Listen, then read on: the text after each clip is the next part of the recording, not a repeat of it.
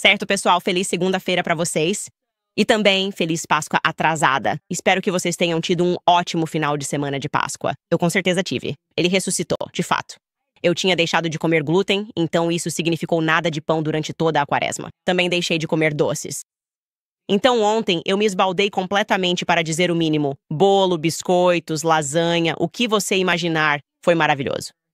E falando em Páscoa, sede vacante, que em latim significa a sede está vaga. Sim, o Papa faleceu.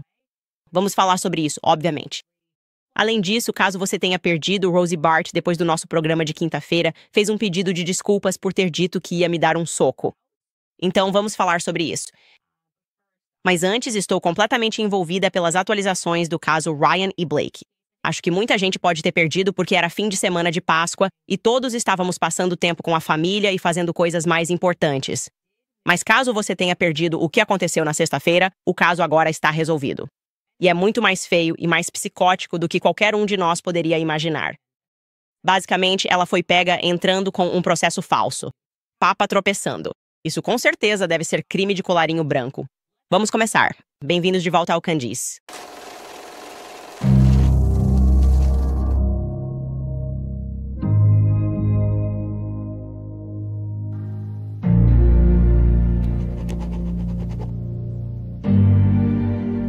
Gente, esta é a última semana completa do podcast antes de eu sair de licença. Uma loucura. É simplesmente louco pensar nisso. Como eu disse, vai ser tão triste. Triste pra todo mundo, exceto pra Ryan Reynolds, Harley Pasternak, Blake Lively e Emmanuel Macron. Eles provavelmente estão contando os dias no calendário como se fossem para a Disney. Tanto faz. Vou sentir falta de vocês. Eles não vão sentir minha falta. Por onde começar com isso? Então, estou supondo que, em relação a esse caso Blake, Ryan, Justin, as coisas podem ter passado de civis para criminais. E eu vou te dizer por quê. E como eu disse, caso você de alguma forma tenha perdido as atualizações do fim de semana, não se preocupe. Sente-se porque isso vai ser insano. É inacreditável. Não se preocupe porque eu também vou destrinchar tudo bem devagar. Claro, eu fiz uma pequena linha do tempo para facilitar porque você provavelmente precisa de uma recapitulação. Não tem havido muito movimento nesse caso, mas sem dúvida, essa é a atualização mais explosiva desde que tudo começou. É a peça final do quebra-cabeça. Isso envolve todo mundo. O New York Times, as agências de relações públicas, Brian Friedman deve estar se divertindo muito com isso. E, aliás, quero dizer que tudo isso poderia ter sido evitado se tivessem me ouvido quando eu disse, parem com os processos. Simplesmente parem. Quando você sabe que não está fazendo nada de bom, saia dessa o quanto antes, especialmente quando o mundo inteiro está assistindo e tem mães detetives de olho no caso. Então lembre-se, tivemos que trabalhar de trás para frente com tudo. Nós não fizemos isso. Se você fosse eu, pelo menos eu não sabia quem era Justin Baldoni. Eu não conhecia Conte Hoover. Eu não assisti ao filme.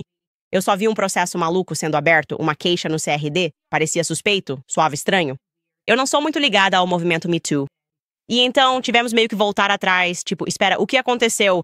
E então ficamos surpresos porque vimos os dados do New York Times e parecia que isso era algum tipo de conspiração. Mas ainda havia alguns elementos que não faziam sentido, que foi quando Blake e Ryan começaram a conspirar com o New York Times. Nós não entendíamos exatamente como a Stephanie Jones PR conseguiu entregar essas mensagens ao New York Times com antecedência. Parecia que faltava essa peça do que a Stephanie Jones estava dizendo que ela estava cumprindo uma intimação. Então vou lembrá-los aos poucos de quem ela é e por que, na verdade, essa é a peça mais relevante de todo o quebra-cabeça. Ok, então este é o organograma de PR. Eles começam a fazer esse filme e a Jones trabalha com PR, que é comandada por Stephanie Jones. Ela é uma daquelas mulheres para quem café e Adderall são a vida, certo? Ela está fazendo o PR para a Walter Studios. Esse é o Justin Baldoni, Steve Sarowitz. A empresa dela está fazendo o PR desse filme, mas ela não está gerenciando pessoalmente esse PR. Ela tem alguém sob sua supervisão chamada Jennifer Abel, que você vê ali, e ela está lidando com essa, entre aspas, conta menor. E por conta menor, quero dizer o seguinte.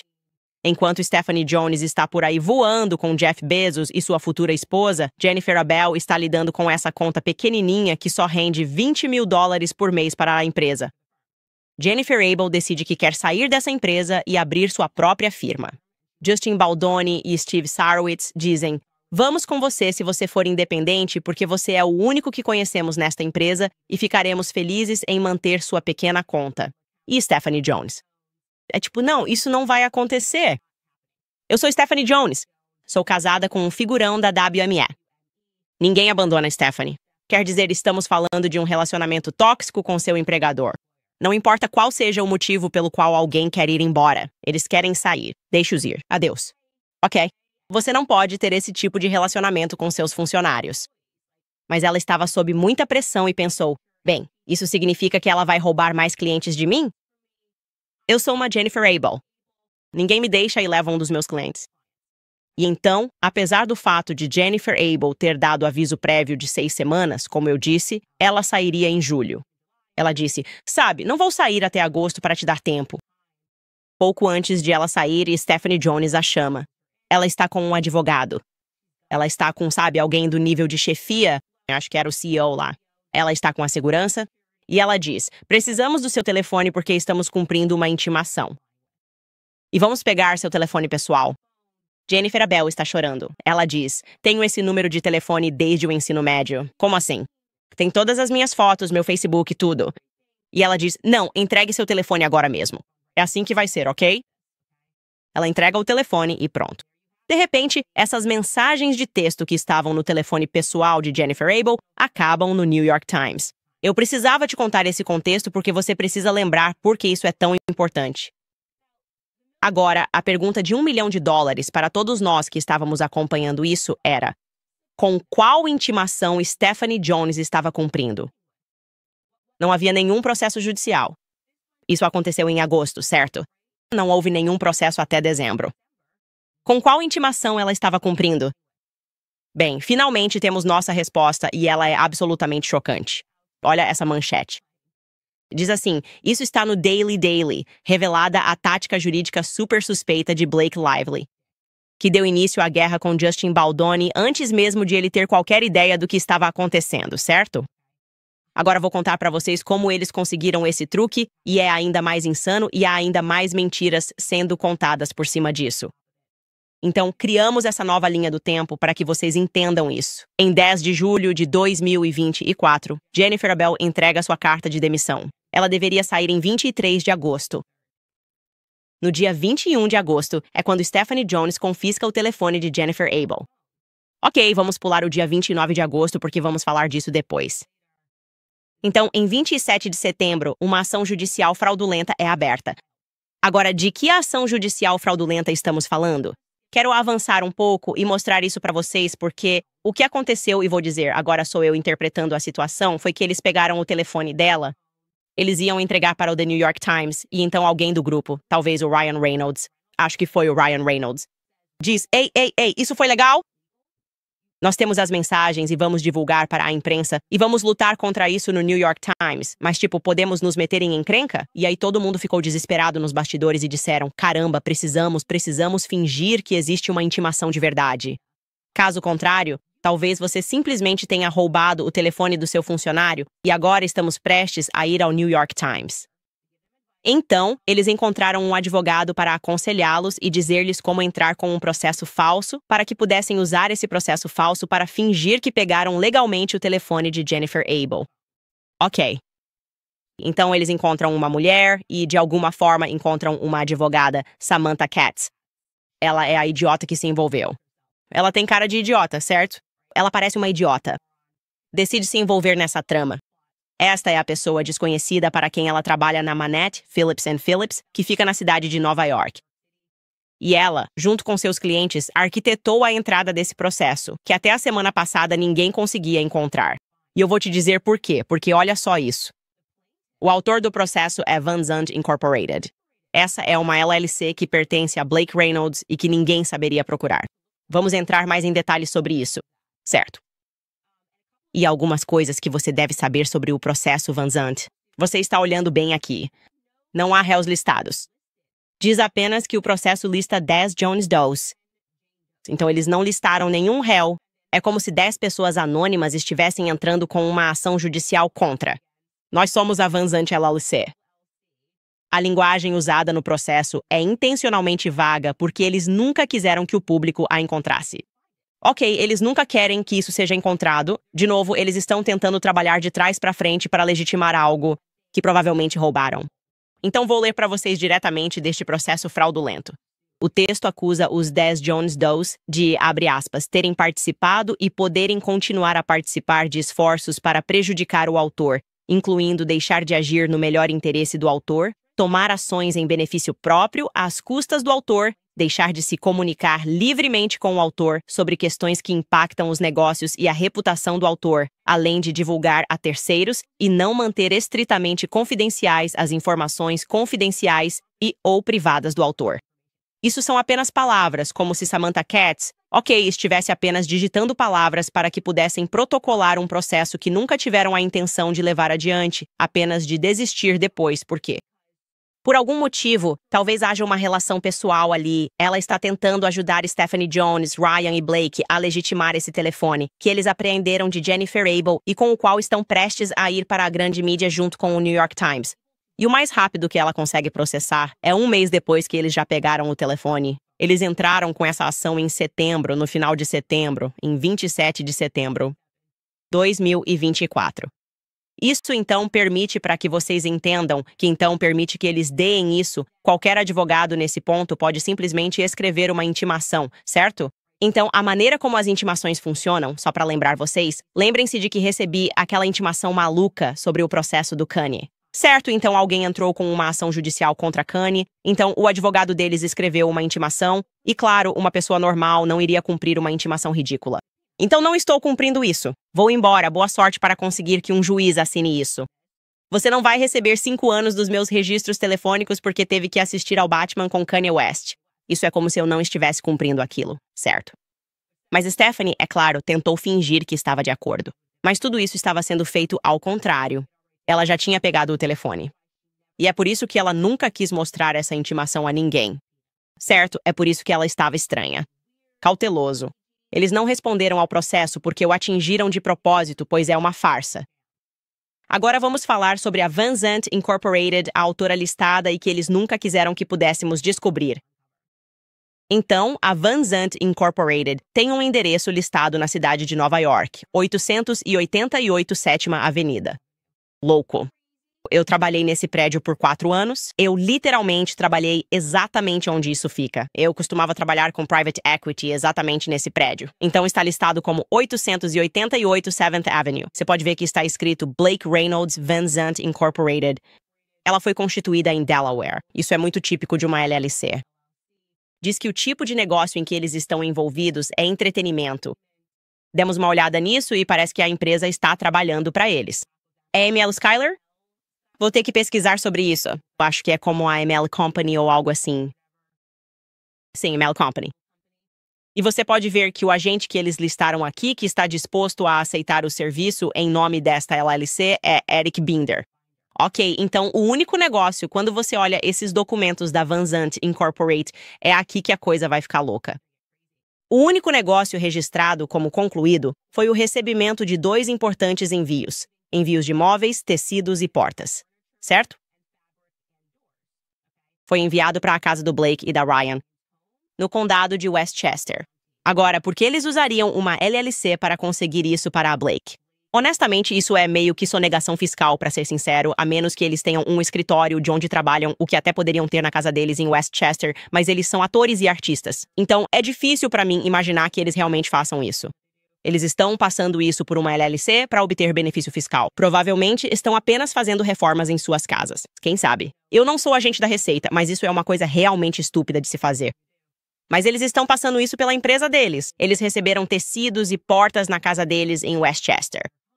Curiosamente, esses tecidos e portas foram enviados em nome de outra pessoa, porque provavelmente não querem colocar o próprio nome, Molly Carroll. Ok? Essa é a única ação comercial. Se você analisar os documentos da Van Zandt Incorporated, mostra que isso foi enviado para Molly Carroll em nome da Blake. Agora, quem é Molly Carroll? Muito importante. Ela é a oficial de relações públicas, que funciona para a Vision PR. Vamos retomar nossa estratégia de RP. Quem é a Vision PR? Essa é a empresa de relações públicas de Leslie Sloan. Quem são os clientes de Leslie Sloan? Aqui está nosso gráfico. Os clientes de Leslie Sloan são Blake e Ryan. Então, acabamos de conectar essas 2 empresas de RP que estavam envolvidas na abertura desse processo fraudulento. Molly Carroll era a pessoa que trabalhava com essa LLC, trabalhava com ela. Clientes, Leslie Snickers. Isto é um desastre para elas. Desde então, Molly Caro apagou todas as suas redes sociais. Amiga, se você está observando e olhando, é tarde demais. Os detetives estão investigando. Eles colocaram tudo. A feeds do Reddit, que você terminou, Zu. Basta vir à frente e dizer que você cometeu crimes graves. Apenas venha. Apenas diga, eu cometi crimes graves, meu nome é Molly Caro e eu fiz coisas erradas porque estava sob o efeito do fornecimento dos famosos e não achei que seríamos pegos. Molly Caro também tem uma conexão interessante com a Taylor Swift, o que eu adoro porque ela também está envolvida. Eu não acredito nessa história de que ela só quer ser reservada e que ela e o namorado estão se escondendo. Não, a Taylor Swift é esperta. Ela sabe quando está chegando perto demais do perigo. Molly Caro também está listada como produtora do clipe da Taylor Swift, I Bet You'll Think About Me, na versão da Taylor, que foi dirigido por Blake Lively.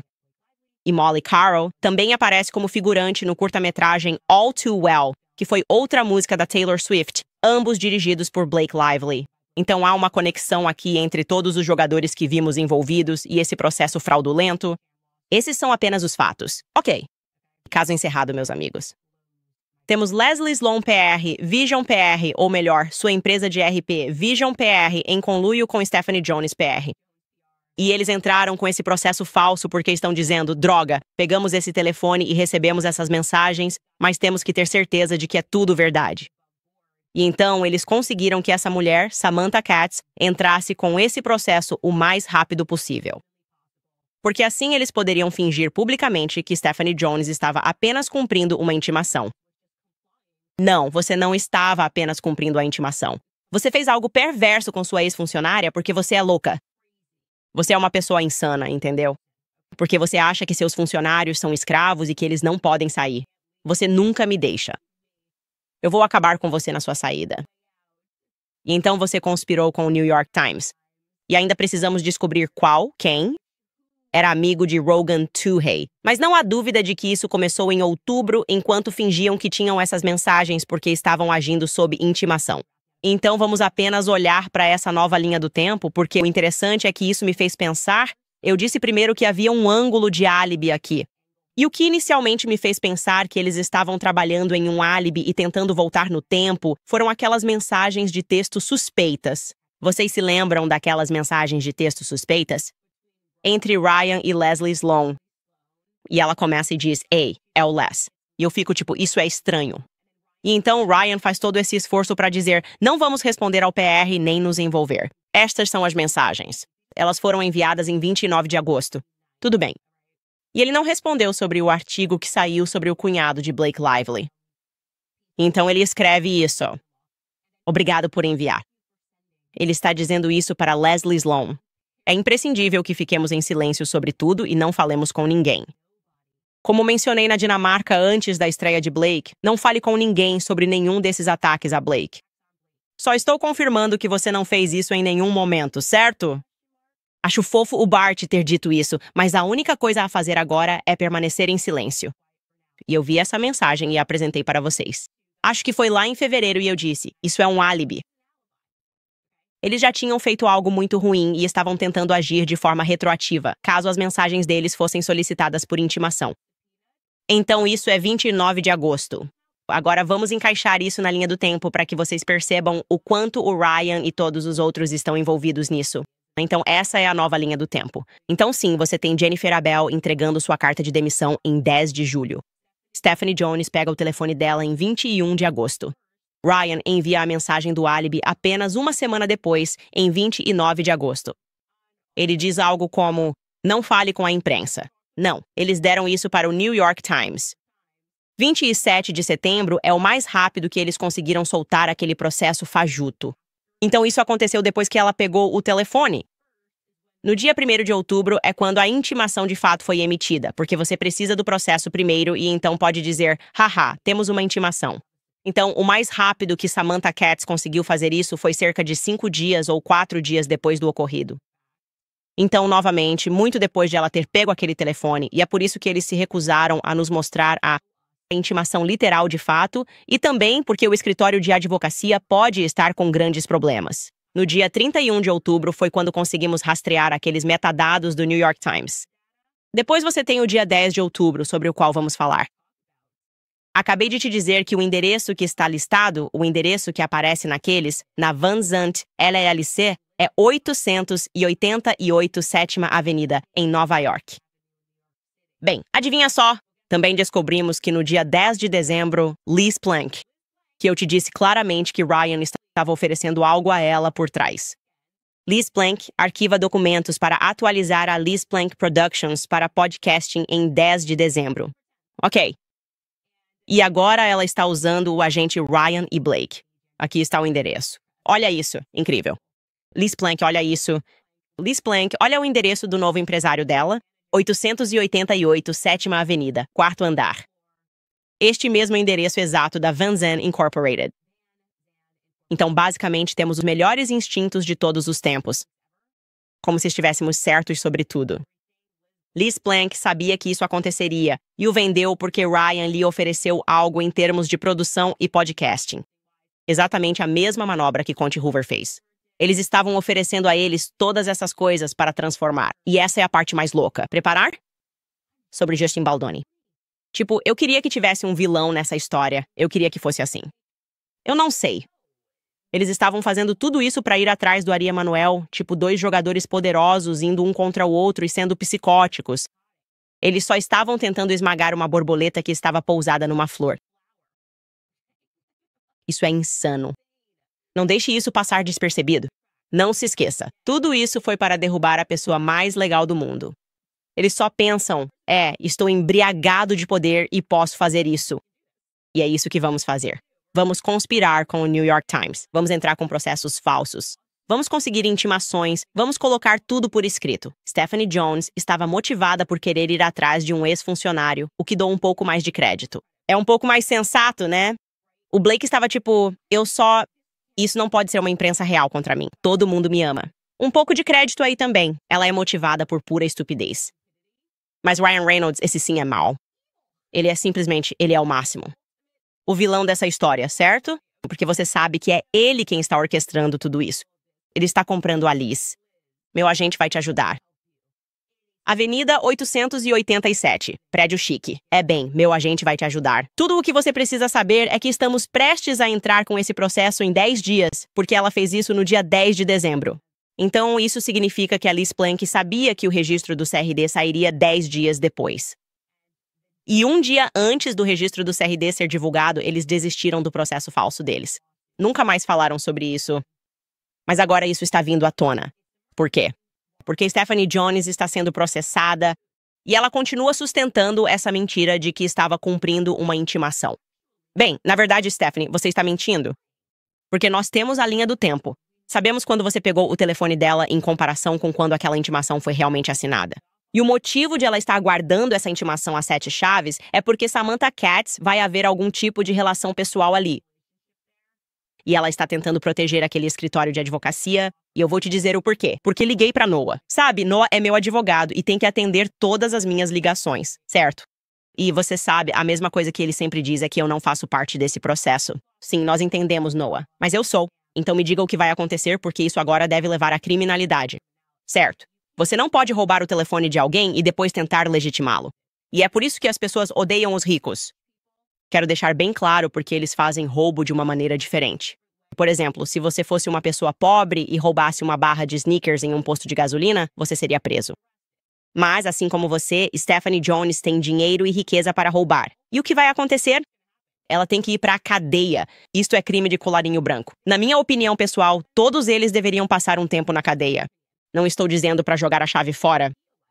Só estou dizendo que eles deveriam passar algumas noites na cadeia, alguém pagar a fiança e eles fazerem o caminho da vergonha, porque é roubo. É só um roubo de colarinho branco. É tipo, estou trazendo o CEO da empresa de Nova York para roubar e tenho um segurança. E tenho um advogado ao meu lado. Estou te forçando a assinar esses documentos e me entregar seu telefone porque estou mentindo para você e dizendo que estou cumprindo a intimação, esse tipo de roubo. Isso me deixa enojado. E é por isso que as pessoas odeiam pessoas ricas. É simplesmente demais. E tudo isso por causa do seu ego, o que é ainda mais insano. Pelo menos talvez se alguém roubasse uma barra de Snickers porque estava com fome. Você é apenas uma pessoa louca, insana, perturbada, rica e cheia de poder. De qualquer forma, eu o chamo assim quando pergunto e fico tipo, o que vai acontecer? Porque algumas cabeças têm que rolar. Ele disse, porque ele reconheceu um escritório de advocacia em Nova York. Ele disse, este é um escritório de advocacia grande. Ah, as pessoas estão falando que isso é estúpido. Sabe, como eu disse, imbecil, Samantha Katz, você é uma idiota. Ok. Ela virou sócia e arriscou tudo pra ajudar essas pessoas porque, sei lá, talvez ela tenha se sentido legal. Talvez ela tenha ido jantar com eles. Talvez ela tenha conseguido ingressos para a Taylor Swift. Alguém verifica o Instagram dela. Eu não sei por que ela fez isso. Porque a maioria dos advogados diria, não, obviamente não vou arriscar minha licença. Então ele me contou que existe uma regra federal chamada Regra 11, que basicamente afeta os advogados.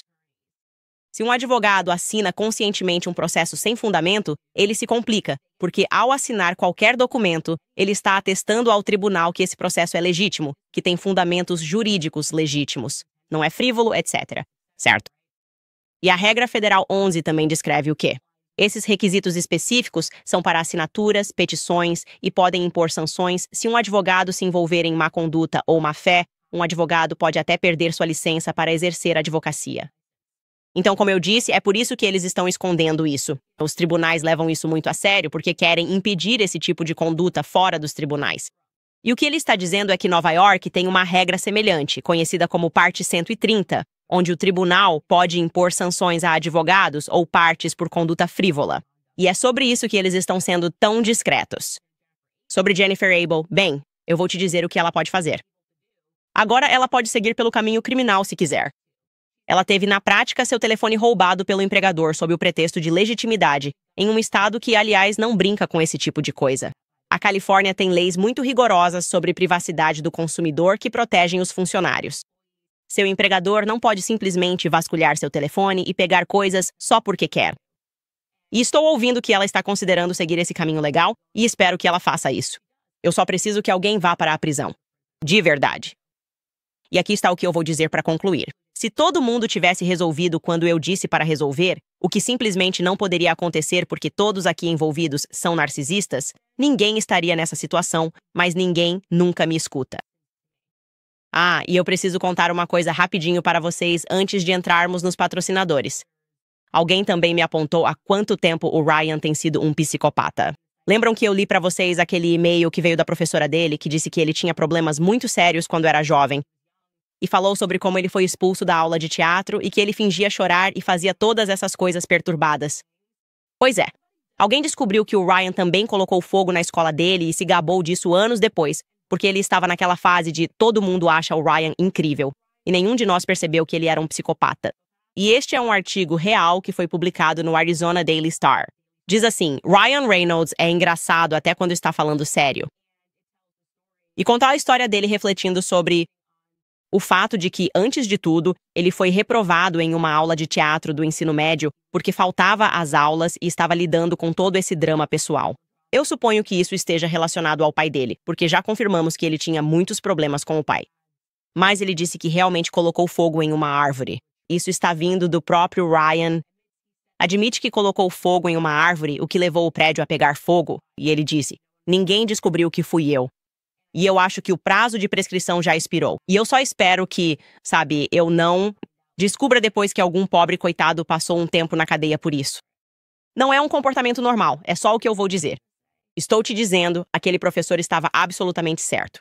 Ele disse que, quando era jovem, já apresentava características de ser um completo sociopata.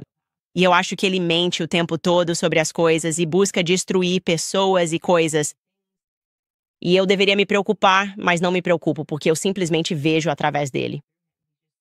Acho que todas essas pessoas são completos perdedores. É isso que eu tenho a dizer sobre isso.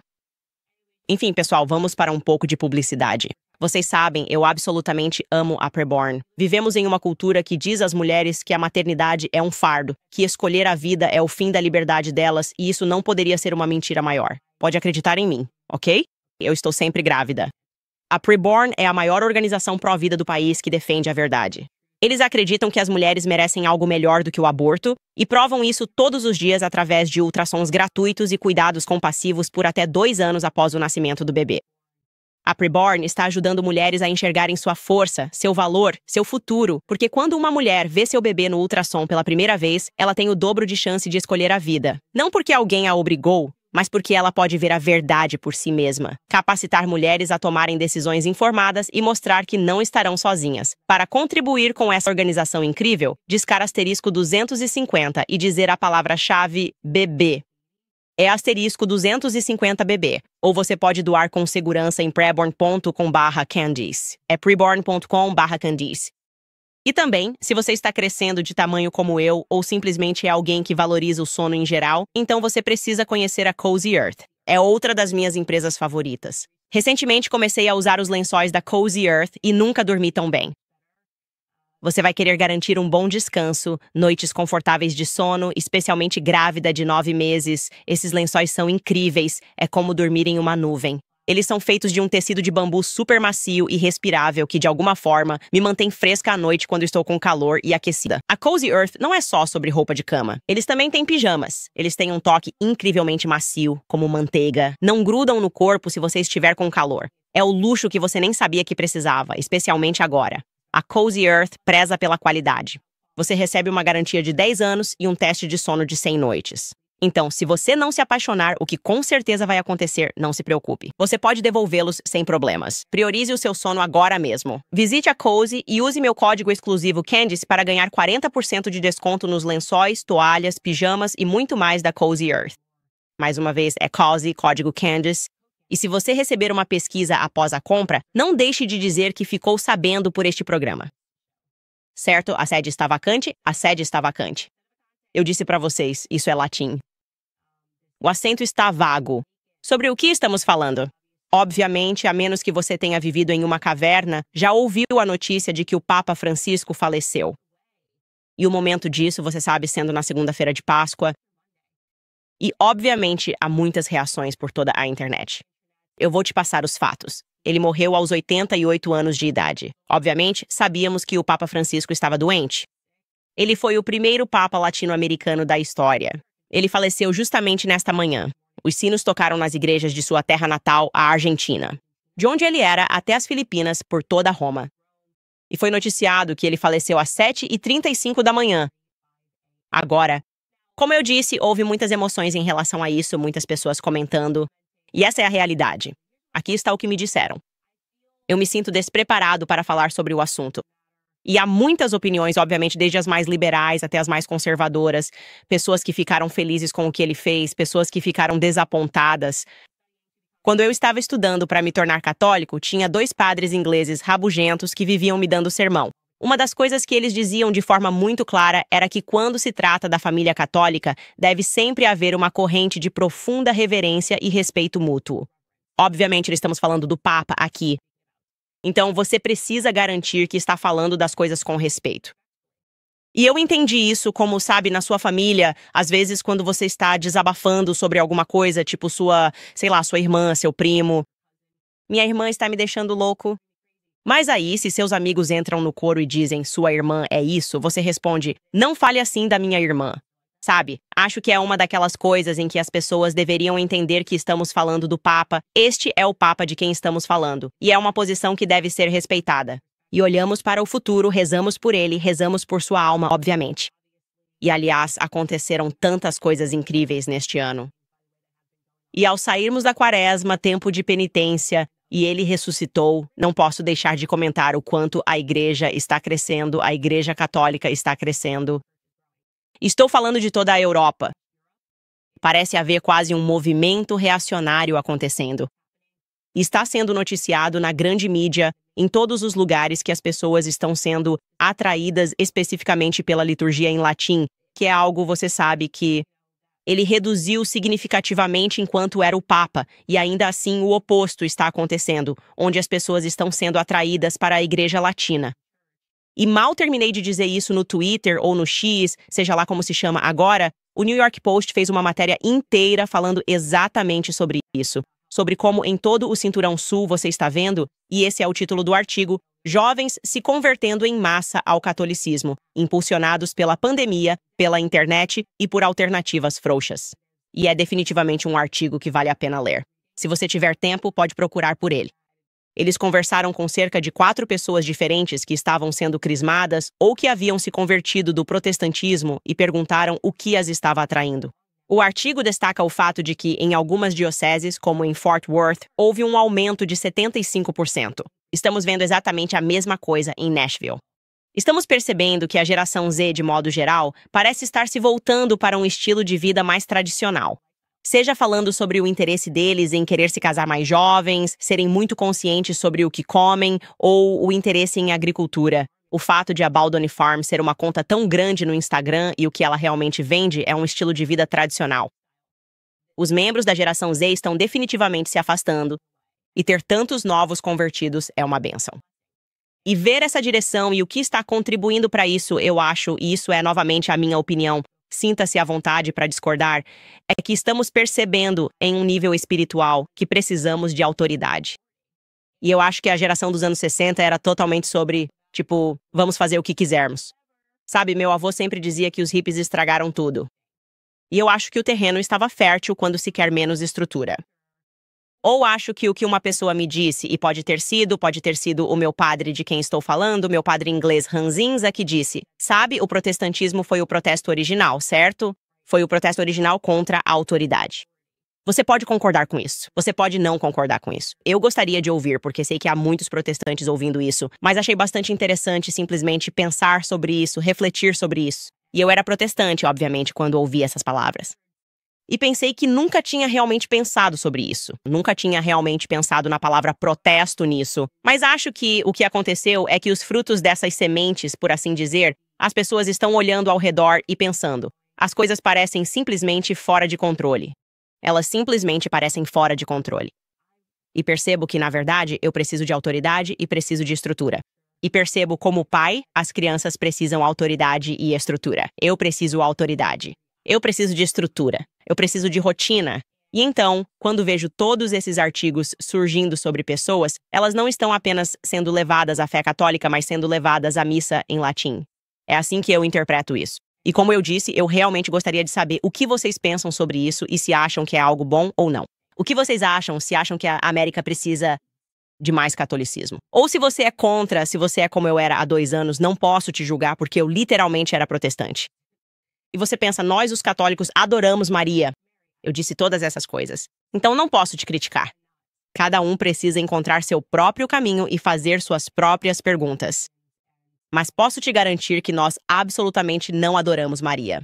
Isso era uma das coisas que eu também pensava. E então percebi que nem sei de onde tirei isso, porque na verdade eu não sabia nada sobre o catolicismo. E agora estou interessado em aprender.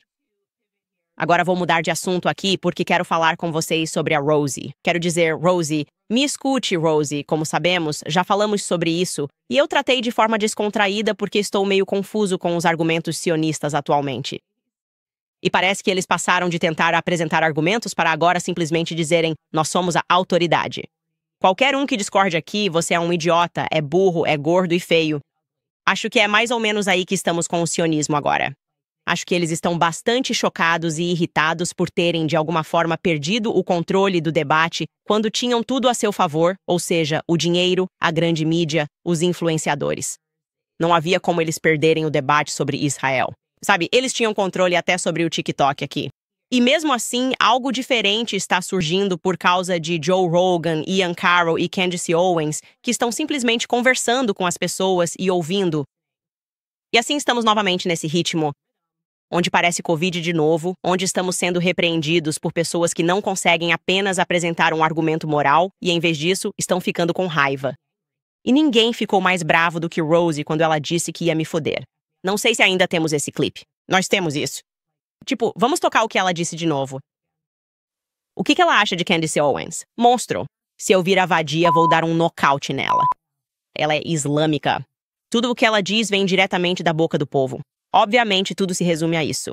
Ela está pegando o dinheiro do Catar. Olá, eu desejo, não há mais nada. De onde você acha que isso veio? Porque ela obviamente costumava ser. Ela está sendo paga por judeus. Então ela estava fazendo esse número. Mas eu acho que quando ela foi demitida por ser antissemita, e ela é antissemita em todos os níveis, e desde a Idade Média com essa besteira de libelo de sangue. Sim, é tipo, eu não sei. Ela não me anima, sabe? Eu simplesmente não fico com raiva quando ouço isso, porque, pra mim, é tudo o que eles dizem. Você está pegando o dinheiro do Cats. Ok, não é verdade. Então vamos continuar mentindo e dizendo foda-se. E a pessoa sentada em frente a ela tweetou o clipe e escreveu foda-se, Candice. Ok, foda-se. Muito legal. Não sei, são crianças no ensino fundamental experimentando palavrões. Não é um argumento. Isso permite que você saiba que vencemos em termos de falar humanamente sobre crianças que estão sendo explodidas em Gaza. É simples assim. E estamos felizes em fazer isso. De qualquer forma, obviamente, nós meio que não respondemos, além de apenas dizer ok. E então, eu mostrei pra vocês que ela depois pediu desculpas nos bastidores. E depois ela escreveu isso no Twitter. Acho que foi na sexta-feira à noite. Ela disse, não é falso pedir desculpas. Eu me senti mal por ameaçar com violência, não por ficar chateada com suas palavras. Mas já que estamos em público agora, deixe-me compartilhar o restante da DM que você deixou de fora, o que é um pouco falso, já que deixou a mensagem inteira de fora. Então, só queria mostrar, não sei qual era a intenção dela, fingindo que cortamos a mensagem dela. Não fizemos isso. Na verdade, nem íamos falar sobre ela. Vou mostrar minha mensagem ao produtor. A gente faz esse programa às 3 da tarde. Ao vivo, todo dia. Tomamos a decisão de falar sobre a Rosie às 14h38. E eu mandei para ele. Achei que tinha mandado 2 prints para ele. Mandei o primeiro, mas não o segundo. Então não foi, nem importa. A segunda parte da DM dela não muda o fato de que ela me pediu desculpas. Mas ela então compartilhou toda a DM dela, que termina com ela dizendo que os filhos estão assustados por causa do ambiente. Aqui está a mensagem de texto que mandei para ele. Você pode literalmente ver o horário aqui. Eu não consigo, acho. 2h21 da tarde. É bem ali no topo. Quinta-feira, 2h21 da tarde. Então a gente entra ao vivo às 3. Foi uma decisão de última hora, sabe? De cobrir isso. Rosie, ninguém estava tramando nada. A gente não trama nada. A gente só faz o programa. E enfim, acho que essa foi a resposta dela. Tipo, você cortou o final no final do meu pedido de desculpas, onde eu disse que meus filhos estavam assustados. Isso é irrelevante, porque seus filhos têm, tipo, 40 anos. Tipo, eu nem entendo. E, sabe, ela está dizendo que está muito assustada. E esse é o tipo de discurso ao qual eles continuam voltando. Sabe, é uma época muito assustadora para ser uma pessoa judia na América. Bem, também é um momento realmente assustador para ser uma criança ou uma mãe agora em Gaza. Então, do que você tem medo? Palavras, uma conversa, um debate? Eles estão tendo bombas jogadas sobre eles. Enfim, aqui está o restante da mensagem dela, a segunda parte que foi cortada, só para ela saber que não fizemos isso de propósito. É simplesmente completamente irrelevante. Ela disse, você quer chegar à segunda página que eu acidentalmente cortei? Estou muito abalada pelos seus comentários. Eu admito isso. Não vou fingir que não estou. Mas de mulher para mulher, tudo isso realmente é algo que 2 mulheres corajosas deveriam se reunir um dia e tentar resolver para todo o nosso povo, partido, ou seja lá o que formos. Estou orando por você e pela sua mais recente bênção, que seu parto seja perfeito. Meus filhos e netos são tudo em que penso e é por isso que fico tão assustada por eles. Consigo ver o mundo inteiro vindo contra eles. Eles são apenas crianças judias bobinhas e não sabem o que está acontecendo. Nós todos não sabemos o que está acontecendo no mundo por causa da crítica mundial constante contra Israel. Estamos todos começando a ficar com medo, temo pela segurança deles. Seus filhos não moram em Israel. Eu simplesmente não. Eu nem entendo esse argumento. Enfim, como eu disse, isso é simplesmente irrelevante. Ela só está falando sobre a família dela estar com medo porque as pessoas não apoiam Israel. E certamente não foi nossa intenção interromper isso, Rosie. Então as pessoas podem ir atrás disso. Eu aceitei o pedido de desculpas dela porque por que não aceitar? Eu não, como eu disse, nada disso me incomoda. Eu não acho que ajude nos argumentos deles ficarem com raiva e ameaçarem ferrar com as pessoas. E eu vou continuar dizendo o que tenho a dizer sobre a nação de Israel e Bibi Netanyahu. Eu me sinto completamente, sabe, resignado ao fato de que estou do lado da moralidade e você não pode sair explodindo crianças enquanto diz que está com medo se as pessoas não apoiarem você explodindo crianças porque seus filhos de 40 anos estão assustados. Tipo, eu não sou obrigado a apoiar Israel. E, aliás, ligando isso, sabe, eu fico pensando como as fés protestantes, que são muito ligadas a Israel como Estado, se isso também tem algo a ver politicamente com as pessoas dizendo, eu não sei, sabe, achando que eu tenho que, sabe, a gente acusa os católicos de adorarem Maria. Nós adoramos Bibi Netanyahu? A gente tem que simplesmente dizer que tudo isso está certo. Eu me pergunto se algumas pessoas, além de outros motivos, podem ter visto um pouco de hipocrisia em ser tão pró-vida, mas se recusar a enxergar a quantidade de mortes que está acontecendo aqui ou continuar justificando isso. Isso deveria ser uma discussão contínua. Seria realmente interessante ver, acho que eu só queria ter uma conversa de mesa com protestantes e católicos e observar as tendências e avaliar se elas realmente estão acontecendo.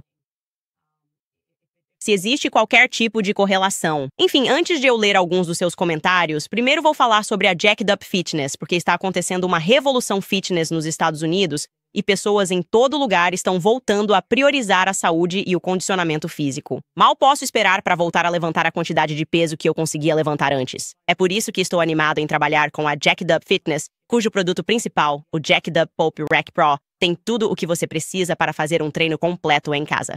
O sistema de crossover com cabos integrado, pilhas de peso de 200 libras e uma máquina Smith permitem que você faça centenas de exercícios. Basicamente, tudo o que você faz na academia agora pode ser feito em casa. E agora minha família vai ter o nosso próprio Pulp Hack Pro. Estamos muito animados por ter essa incrível academia tudo em um em nossa casa. George e eu mal podemos esperar para começar a usar. Se você é novo no treinamento de força, o programa Get Jacked Up deles oferece treinos em vídeo para o corpo todo, liderados por treinadores famosos como Kim Leone e Clark Bart. Você literalmente só precisa apertar o play o tempo todo. Acesse getjackedup.com e inscreva-se para acessar o programa agora mesmo, gratuitamente. E quando estiver pronto para comprar, você pode pedir o seu próprio Pulp Hack Pro. Você vai economizar 10% se usar meu código promocional Candice. Mais uma vez, é só acessar getjackedup.com para começar hoje mesmo. Além disso, como sempre, lembrando vocês sobre a American Financing, porque com tanta coisa acontecendo na economia, parece que todos estamos andando em terreno instável. Os preços estão altos, parece que nada está acessível, e está tão difícil que muitas pessoas estão recorrendo ao cartão de crédito. A dívida no cartão de crédito está disparando, deixando muita gente estressada. Se você é proprietário de um imóvel, não precisa enfrentar essa incerteza sozinho. Meus amigos da American Financing podem retomar o controle. Eles podem acessar o valor acumulado no seu imóvel para quitar dívida de cartão de crédito com juros altos, trazendo tranquilidade e economia real. Em média, as pessoas economizam $800 por mês. Isso é muito dinheiro. Além disso, eles podem fechar o seu empréstimo em apenas 10 dias. Então não deixe o caos desta economia te abalar. Ligue para a American Financing agora. Não custa nada para começar. Você pode até conseguir adiar 2 pagamentos da hipoteca, te dando um alívio neste momento de incerteza. Então ligue para 8007-951-210. Esse é o 8007-951-210. Ou você pode acessar American/Owens. Isso mesmo, American/Owens. Certo, o que vocês têm para mim hoje na seção de comentários? Sejam gentis. Discussões muito interessantes hoje. 1984 Truth Speak, esse é um ótimo nome. Escreve, pobre, Blake Lively. Ela está sob a lupa da Candace Owens. Deve ser pior do que uma auditoria fiscal. Eu faço uma auditoria na vida de alguém. Se a pessoa está fazendo coisa errada, esse é o meu trabalho. Eu não fico indo atrás de pessoas legais, certo? Eu só não gosto de valentões e odeio valentões de colarinho branco. É assim que estamos chamando eles valentões de colarinho branco porque eles têm dinheiro para intimidar as pessoas e contratar advogados e tal. E essa atualização é insana. Quero dizer, é simplesmente insano que Stephanie Jones tenha dito: eu posso fazer coisas que podem ser criminosas porque tenho os contatos para isso. Foi assim que eu entendi. A próxima pessoa escreve: missa tradicional em latim sempre. Te adoro, garota. É isso aí, Mary. Um padre inglês ranzinza, eu pensei, será que devo começar a ir em inglês até entender? E ele disse, não, comece direto pelo latim. E foi muita coisa, mas sabe o que eu tenho a dizer sobre isso? Também foi muito bom me sentir desconfortável de novo. Sinto que, à medida que envelhecemos, não queremos mais nos desafiar. Não queremos ficar desconfortáveis. Você não quer ter aquela sensação do primeiro dia de aula. E foi assim que eu me senti. Foi como o primeiro dia no jardim de infância. E quando você entra numa missa em latim, é tudo tão avassalador. Todo mundo falando latim, e eu nem sabia como usar o missal porque não segue uma ordem. Você tem que ficar folheando. Eu não sabia nada. O missal tem tudo. O missal basicamente traz as orações e as leituras, a epístola em inglês e também em latim, mas você tem que ficar indo e voltando nas páginas. E eu simplesmente não queria passar por isso. E então, quando comecei a passar por isso, pensei, na verdade, é bom não saber algo e aprender algo novo. E aí você se sente tão bem à medida que vai se familiarizando cada vez mais. Então, quero te encorajar a não deixar de fazer algo só porque você vai se sentir desconfortável. É legal sentir aquele friozinho na barriga do primeiro dia de aula. E como eu disse, já faz um ano, meu batismo foi quase exatamente há um ano. Foi no dia 15 de abril do ano passado. Sinto que sei muito mais e, ao mesmo tempo, ainda não sei nada, mas sei muito mais e não me sinto mais desconfortável. Zachary Bendixson escreve: passei minha vida inteira, tenho 45 anos apoiando Israel. Acredito que seja por causa da educação governamental e da grande mídia. Mesmo, eu definitivamente apoio Israel por isso. Ele escreve que esta guerra recente, o assassinato em massa de mulheres e crianças, mudou isso graças a pessoas como você e Ian, Dave Fitness Tucker, etc. Sim, e é por isso que eles estão tão bravos. Eles estão irritados porque o bom senso está prevalecendo. Não estou aqui tentando fazer propaganda para você. Não estou sendo financiado por nenhum dos lados desta guerra. Estou apenas sendo moral. E principiado e pessoas que estão sendo morais e principistas estão respondendo a isso e se perguntando por que apoiamos essa nação? E é absolutamente verdade dizer que a educação governamental teve um papel nisso, assim como a grande mídia. E eu também acrescentaria, Molly, você sabe, que sentimos que há tantos filmes sobre o Holocausto. E então, assim que alguém diz algo como, você sabe o que aconteceu em 7 de outubro, temos essa reação imediata de, ok, nunca podemos permitir que isso aconteça enquanto formos os adultos. E então as coisas simplesmente foram longe demais, eu acho. E muitos de nós pensamos, ok, isso está acontecendo agora, mas não está acontecendo com os israelenses. Está acontecendo com os gazenses, e estamos permitindo que isso aconteça de novo sob nossa responsabilidade. Nós simplesmente nunca imaginamos um cenário em que isso seria executado pelo lado israelense. É assim que eu me sinto, pelo menos. Não quero falar por você. Angela Lemos escreve: falando em pessoas traiçoeiras, Blake, nos ajude a orar porque na minha região uma gangue pegou um policial para machucá-lo. Eles roubaram minha identidade para fazer isso. Como eu apoio a polícia, isso aconteceu em São José, numa área próxima a uma igreja. Eu não tenho certeza se entendi totalmente esse comentário. Então me desculpe se eu me atrapalhei ao ler isso. Zachary, desculpe, ABA escreve: Without a Crystal Ball, descobriu a intimação. O Daily Daily publicou sem dar os créditos depois. Continue com o bom trabalho. As pessoas estão dizendo que essa mamãe detetive chamada Without a Crystal Ball, o produtor está nos dando um pouco de contexto aqui. Without a Crystal Ball foi quem descobriu a intimação. O Daily Daily publicou sem dar os créditos depois. Continue o bom trabalho. Obrigado. O Daily Daily faz isso. Assim que vi que o Daily Daily tinha publicado, eu sabia que pegaram de outra pessoa, porque nunca dão os créditos. E isso é tão ruim, então apenas deem os créditos ao Without a Crystal Ball. Parabéns ao Without a Crystal Ball por ter descoberto essa intimação. Foi insano. Na verdade, não é a intimação, é o processo, né? O processo Van Zandt. Ainda não temos uma intimação. Stephanie Jones está mantendo isso bem guardado. E eu acho que, como eu disse, é porque eles podem ir atrás do escritório de advocacia, que fez um grande favor para ela, favor enorme. Vamos investigar e descobrir qual é essa relação, porque é realmente estranho um escritório de advocacia colocar tudo em risco, especialmente um de grande reputação. Madison escreve: você pode fazer um episódio e detalhar por que você se converteu ao catolicismo? Eu me lembro da minha avó, que era muito irlandesa, rezando para Maria. Eu sou protestante. O que estou perdendo? Acho que um bom ponto de partida para você. Eu nunca sinto, porque estou há apenas um ano nessa jornada, que tenho o conhecimento educacional e teológico para fazer isso. Meu marido tem. Ele literalmente era protestante. Ele foi anglicano a vida inteira, muito devoto, até que estudou teologia em Oxford e então foi atraído para a fé católica. Existe um ditado, uma expressão que diz que tornar-se um estudante da história significa tornar-se católico.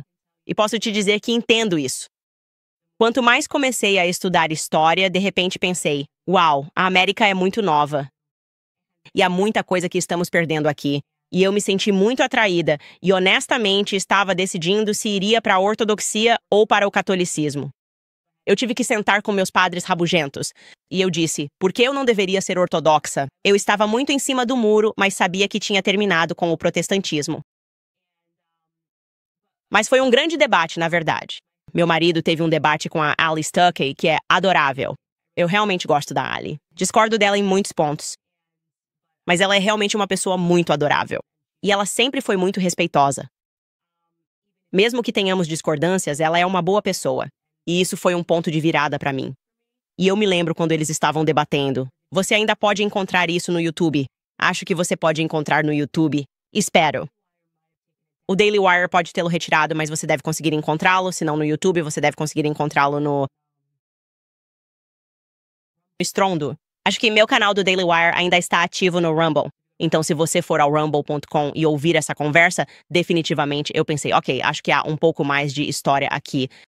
E eu simplesmente fiquei curioso sobre o catolicismo, eu diria, depois daquela conversa. E há muitos elementos e eu posso falar sobre isso de forma superficial, mas eu não me sinto pronto ainda, se é que isso faz sentido. Eu sei que pareço uma criança, mas ainda me sinto muito como uma criança. Estou no ensino fundamental quando se trata da fé católica. E por causa de quem eu sou, as pessoas não estão acostumadas com esse meu lado. Elas estão prontas para eu vou debater cada ponto disso e eu não estou nesse estágio. Eu simplesmente ainda não cheguei lá. Sou muito novo nisso, mas sei que estou em casa. Eu definitivamente sei o que estava errado com meus pontos de vista antes, que eu sinto que eram, na verdade, mais políticos do que espirituais. Farm escreve: o rei da crise está sendo alvo assim como Ali foi alvo após o 11 de setembro. Algo para se pensar. O que você acha desse padrão? Minha opinião sobre o debate do rei da crise é que eles perderam totalmente. Então, espero que no próximo ano todo mundo simplesmente deixe isso pra lá e permita que as pessoas digam rei da crise e parem de fingir que é, sabe, alguma teoria da conspiração. Isso nunca vai desaparecer. E, aliás, vou dizer isso só acrescentando à discussão que acabamos de ter. Fiquei muito surpreso com quantos protestantes estavam dispostos a comprar a narrativa do tipo Cristo é rei. Toda essa coisa da extrema-direita. E eles estavam escrevendo coisas do tipo, às vezes isso pode ser ofensivo. Os ortodoxos e os católicos foram tipo, não, tchau, nós dizemos Cristo. Você não vai me dizer que isso não é uma palavra. O jeito como eles defendem a fé deles e não permitem que ela seja politizada ou que as pessoas tentem enganá-los de certas formas. Isso me mostrou que havia uma estrutura ali e uma autoridade ali. Que não se tratava de se curvar aos tempos, o que eu acho muito admirável. Laura escreve: acredito que posso ter encontrado o verdadeiro Walter Pasternak. Enviei tudo para o seu e-mail de dicas. Obrigada. Esse é um ótimo ponto para encerrar este episódio, porque eu também não contei que o Pasternak original, o filho de Joe Pasternak, alguém que o conhece muito bem, entrou em contato e nos deu algumas informações sobre a família Pasternak. Ou seja, eles disseram que existia uma Lucy Pasternak, mas ela não esteve no Holocausto, que Harley não é um parente oficial e também que eles podem ter tido uma irmã, tipo a Imperatriz Rosie, que era filha de Joe Pasternak. Ele disse: talvez tivéssemos uma irmã, mas naquela época, durante aquele período, não se falava sobre essas coisas. Então, quando o pai saía e talvez engravidasse outra pessoa, não se falava sobre isso, o que eu realmente tendo a acreditar. Então, como eu disse, todas essas pessoas, Harley Pasternak, todo mundo está muito animado para que eu vá e tenha esse bebê porque eu não estou deixando nada passar. Mas eu vou voltar. Então vocês não vão se livrar de mim para sempre. Mas vocês podem aproveitar um pequeno descanso, eu acho. Fora isso, vocês apoiam o nosso programa. Acessem o site. Tem muito conteúdo que vocês podem encontrar lá. A série sobre vacinas é indispensável para os pais. Esperem até começarmos a série sobre anticoncepcionais. Eu nunca vou permitir que minha filha use anticoncepcional depois de tudo que aprendi sobre a história dos anticoncepcionais. A Big Pharma é uma entidade maligna e satânica criada para nos deixar todos doentes. Essa é a minha teoria da conspiração do dia e eu vou mantê-la. Mas é isso, assinem para apoiar o programa. Vocês também podem comprar alguns produtos. Vocês podem acessar clubcandice.com ou simplesmente ir para candiceowens.com. É uma maneira muito fácil de apoiar o trabalho que fazemos. Fora isso, pessoal, nos vemos amanhã.